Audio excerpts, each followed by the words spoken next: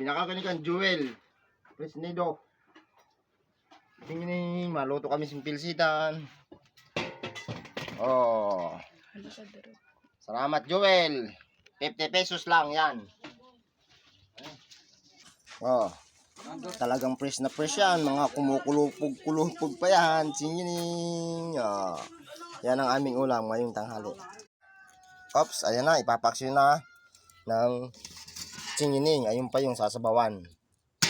At saka ang tagapaksiw, ang dalagang Pilipina. Ay, sus!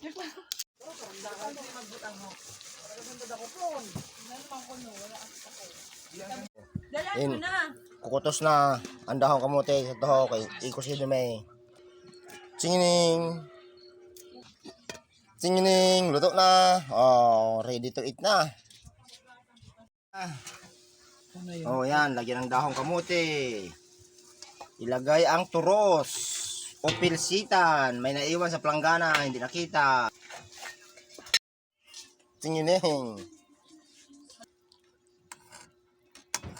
Oh, yan, pang paasim, kalamansi. Di niya. Singining, karampo kita. Oh, meron kaming gulay.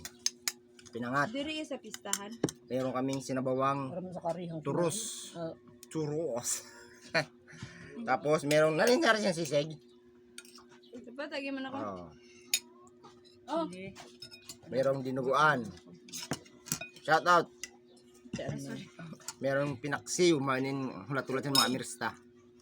Ang kutsara naman din na. Oops, singining, karaan na. Dili, masarap mo. Sabaw pa lang, ulam na. Pinangat yun, pinangat. Karang, karampo ita. Yung sa MOB sa'yo lang sa talihan ko lang.